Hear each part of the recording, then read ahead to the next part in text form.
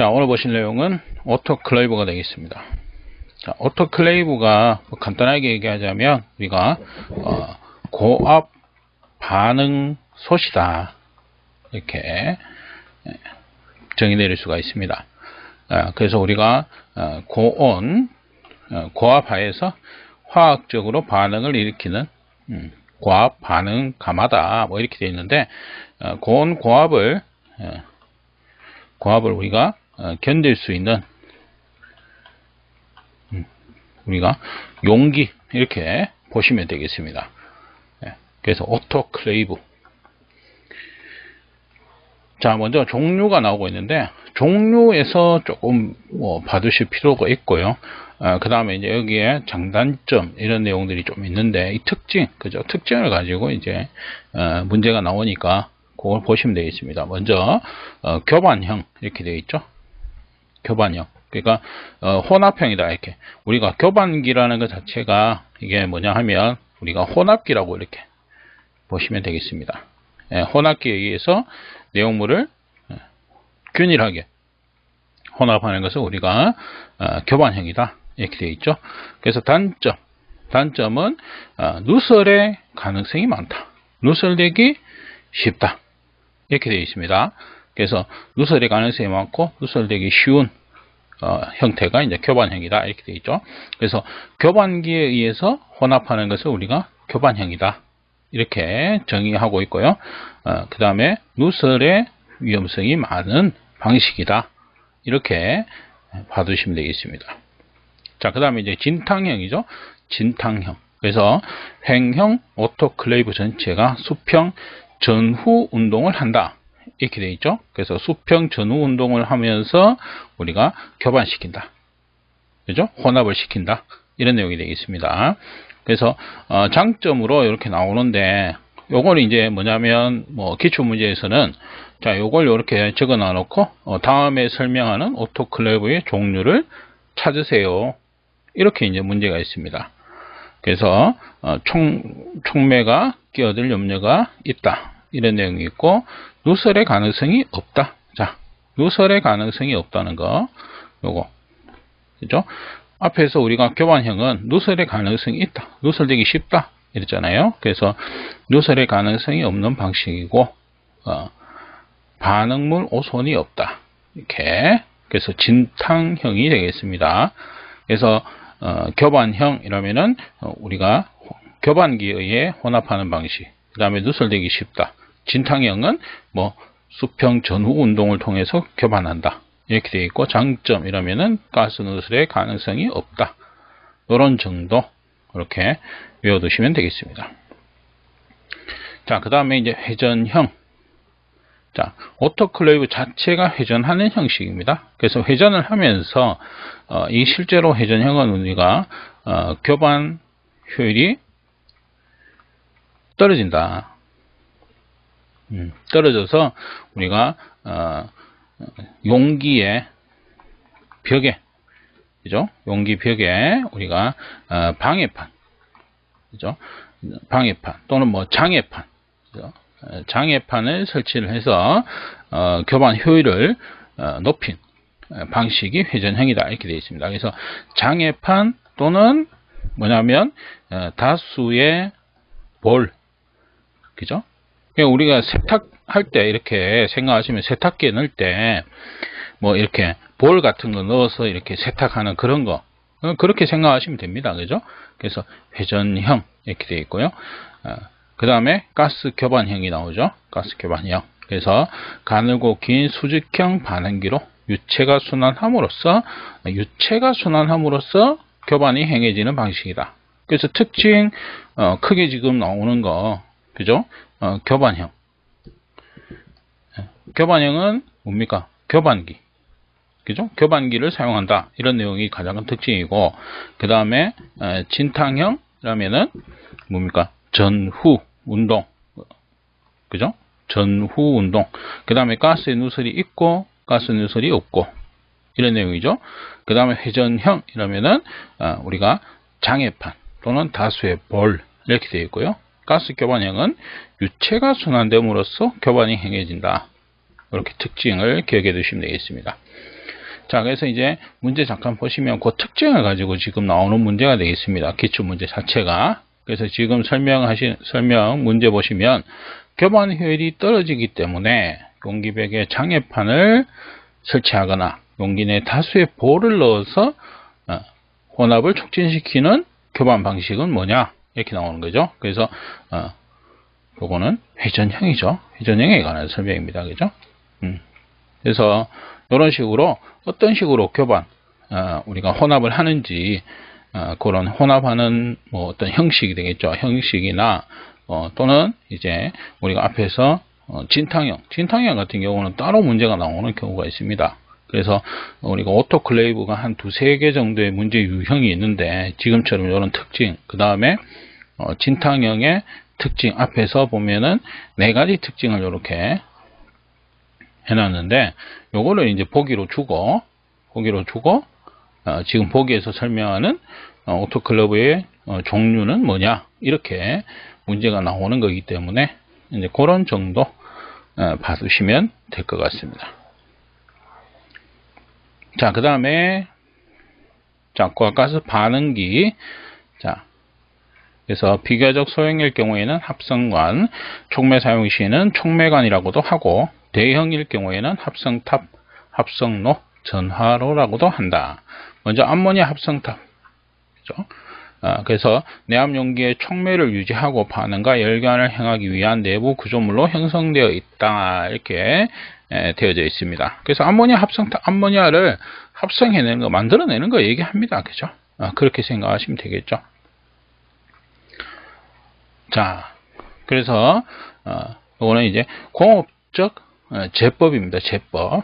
그죠? 암모니아의 우리가 제법 만드는 방법 이렇게 되어 있습니다. 그래서 고압 합성, 중압 합성, 저압 합성, 자 이렇게 있고요. 각각의 종류가 나오고 있습니다. 그래서 이것도 이제 문제가 하나 정도 나오는 기출 문제 중에 하나 정도 문제 유형이 있던데 그거 같은 경우는 이제 암모니아의 뭐냐 공업적 제법은 그죠? 제법을 찾아라 이렇게 나옵니다. 그러면 이제 뭐 고압 합성 이걸 1번으로 해놔놓고 뭐 다른 거 2번, 3번, 4번 이런 식으로 그죠? 그래서 고압 합성 이렇게 제법으로 그죠? 큰 타이틀. 그러니까 요거 밑에 요 방법들이 있는 거니까 그래서 요 종류를 조금 이렇게 기억을 해 두실 필요가 있겠다 이렇게 보면 되겠습니다. 자, 그 다음에 또 문제 잠깐 보시면은 고온 고압 상태 암모니아 합성탑에 대한 설명으로 틀린 것을 찾아라 이렇게 되어 있습니다. 그래서 먼저 재질은 탄소광을 사용한다 이렇게 되어 있죠. 그래서 기본적으로 우리가 암모니아는 그죠? 용기 암모니아의 용기 자체는 보통 우리가 탄소광을 씁니다. 탄소광을 우리가 사용을 한다 이렇게 보시면 됩니다. 근데 문제는 뭐냐면 고온 고압 상태라는 겁니다. 그래서 우리가 탄소광은 고온 고압 상태에서 취약하게 된다 이렇게 되어 있죠. 그래서 강제를 치화시킨다 이런 내용이 나오고 있습니다. 그래서 고온 고압 상태에서는 우리가 탄소광을 사용하지 않고 재질은 18-18 스테인리스 강을 사용한다. 요게 맞는 내용입니다. 그래서 틀린 것은 1번이다. 자, 그 다음에 이제 석유화학 장치 이렇게 나오고 있습니다. 그래서 지금 보시는 것처럼 석유화학 장치는 여러 가지 단위 기기로 조합되어 있다 이렇게 되어 있죠. 그래서 크게 나누었을 때 이런 종류들이 있다 이런 정도입니다. 그냥 이거는 참고적으로 봐두시고요. 그 다음에 공기액화 분리 장치 여기서 나오고 있는데 앞에서 한번 나왔습니다. 그죠? 그래서 공기에서 우리가 온도를 낮추어서 산소와 질소를 분리해내는 그 다음에 이제 뭐 알곤이나 이런 것들을 얻어내는 그런 우리가 장치를 공기액화 분리 장치다 이렇게 얘기하고 있습니다. 그래서 공기를 단열 팽창시켜서 액체 공기를 얻는다 이렇게 되어 있죠. 자, 앞에서 뭐 그대로 나왔던 설명이니까 참고해서 한번 보시고요. 그 다음에 단식 정류장치, 복식 정류장치, 그죠? 그래서 정류장치 가장 많이 사용된다 이렇게 되어 있죠. 복식 정류장치. 그 다음에 산소의 순도 99.5%, 질소 순도 99.8% 얻을 수 있다. 이런 정도 앞에서 다 나왔던 내용이니까 요거는 그냥 이 정도 하고 넘어가 보겠습니다. 그죠? 자, 그 다음에 공개 커플링 장치 폭발 원인으로 거리가 먼 것은 문제 한번 보시죠. 그죠? 그래서 기본적으로 우리가 폭발이 이루어진다는 것 자체가 가연물질, 그죠? 가연물질이 들어옴으로써 또는 가연물질이 생성됨으로써 폭발이 일어난다. 이런 개념으로 보시면 될 것 같습니다. 그죠? 예, 그래서 지금 같은 경우 우리가 아세틸렌, 그죠? 그 다음에 탄화수소, 그 다음에 질소화합물, 그 다음에 오존, 그런 것들 전부 이제 가연물질이 들어온다는 겁니다. 그죠? 그렇게 해서 이제 폭발이 되는 것이다. 그렇지만 이제 1번 같은 경우 공기 주입구로부터 사이오마탄소의 침입이다 이렇게 되어 있는데요. 근데 이 사이오마탄소 자체가 뭐냐 하면 우리가 세정제가 되어 있습니다. 그죠? 세정제. 그래서 공개 커플링 장치를 우리가 씻을 때, 세정할 때 사용하는 세정제가 사이오마탄소입니다. 그러니까 당연히 이거는 뭐 거리가 멀겠죠. 그래서 이제 답은 1번이 되는 겁니다. 자, 그 다음에 탄산가스. 탄산가스는 우리가 드라이 아이스, 그죠? 드라이 아이스가 되고 수분은 얼음으로 변해서 배관의 얼음을 폐쇄하기 때문에 이제 제거를 해줘야 된다. 이제 그런 내용이고요. 그 다음에 아세틸렌 제조 장치가 되겠습니다. 자, 아세틸렌을 만들 때 어떻게 만드느냐 이런 개념인데 우리가 보시면은 카바이드와 물을 이용해서 아세틸렌을 발생을 시키는데 우리가 주수식, 침지식, 투입식을 사용한다. 그 중에서 투입식을 가장 많이 사용한다. 이런 내용이 있습니다. 자, 이건 뭐냐면 주수식은 카바이드에 물을 넣는 거. 이런 개념입니다. 그러니까 이제 카바이드와 물을 섞는데 그 주체가 뭐냐? 카바이드에 물을 넣느냐? 물에다가 카바이드를 넣느냐? 이런 거에 따라서 지금 분류를 해 놓은 겁니다. 그래서 침지식이라면은 물에 주수식이죠. 카바이드에 물을 넣는 방식이고 그 다음에 침지식이라면은 물과 원료를 소량씩 접촉시킨다 이렇게 되어 있죠. 그래서 카바이드와 물을 소량씩 접촉시키는 거. 그 다음에 투입식은 물에 카바이드를 넣는 방식이다. 뭐 이런 정도가 되겠습니다. 자, 그 다음에 쿨러. 자, 그 다음에 가스 청정기가 나오는데, 자, 불순물입니다. 자, 요거 종류 정도 요거는 좀 봐두실 필요가 있고요. 예, 그 다음에 다음 중 뭐 아세틸렌 우리가 뭐 제조시 또는 아세틸렌 발생기에서 사용하는 발생하는 불순물이 아닌 것은 뭐 이런 내용들 나올 수 있는 부분이 되겠죠. 그 다음에 불순물이 존재했을 때 이제 이런 문제가 생기고 그 다음에 아세틸렌 청정제가 있습니다. 그죠? 에필렌, 리카솔, 카타리솔. 그죠? 자, 여기까지. 자, 그 다음에 아세틸렌 압축기. 앞에서 우리가 산소 압축기였나요? 산소 압축기 같은 경우, 공기 압축기 같은 경우 윤활제로 우리가 물 또는 10% 이하의 글리세린수 이렇게 쓴다고 했었죠. 그래서 아세틸렌 압축기의 경우는 양질의 광유를 사용한다. 그래서 윤활유, 요거는 조금 기억해 두실 필요가 있다. 이렇게 되겠습니다. 자, 그 다음에 역화 방지기 이런 내용이 있고요. 자, 그 다음에 다공물질. 자, 이건 좀 중요한 내용이죠. 아세틸렌 중에서도 이제 다공물질 자체가 중요하다. 아세틸렌 자체는 우리가 기본적으로 용해가스입니다. 그죠? 용해가스. 녹여서 넣는 것이다. 그래서 녹여서 넣는 것이다 보니까 용기에 다공물질을 채웁니다. 여기서 얘기하는 다공물질. 그죠? 다공물질이라는 것은 이제 구멍이, 그죠? 균일하게 이렇게 구멍이 있는 이런 물질입니다. 그죠? 그래서 성면, 석회소, 규조토, 목탄, 탄산, 마그네슘, 산화철, 다공성 플라스틱. 자, 요거 다공물질을 채우고요. 고르게 채우고, 그 다음에 용제.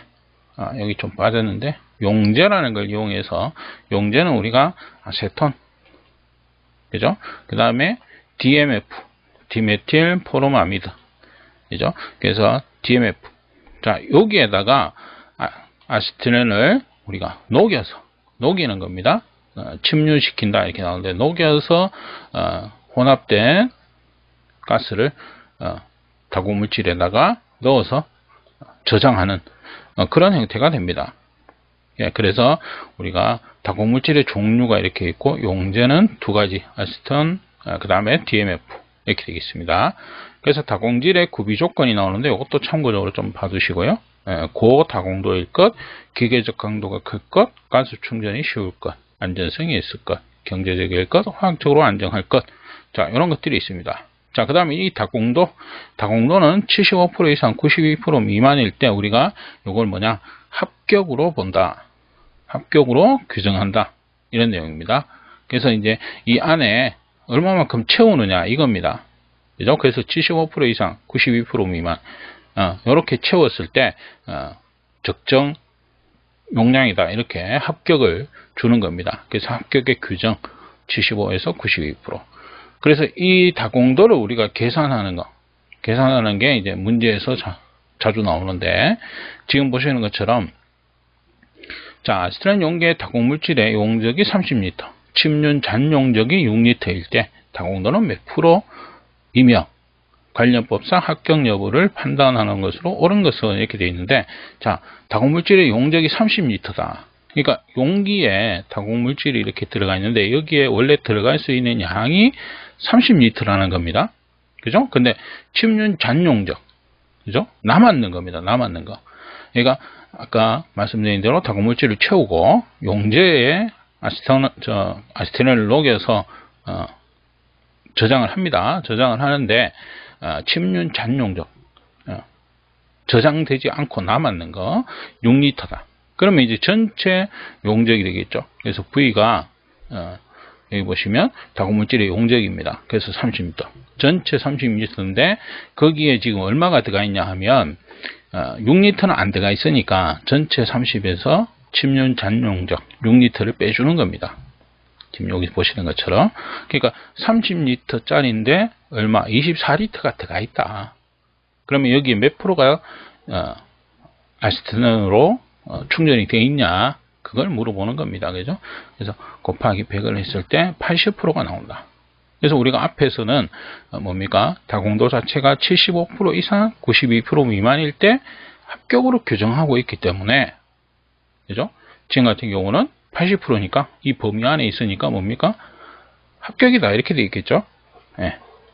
그래서 이런 식으로 다공도 계산 이렇게 문제가 나오기도 하고요. 또는 다공도 식, 그죠? 그래서 다공도 식으로 맞는 거.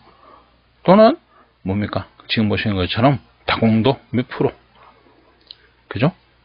다공도 몇 프로. 그래서 75% 이상 92% 미만, 그죠? 그게 합격한 것으로 우리가 규정하고 있다. 이런 내용입니다.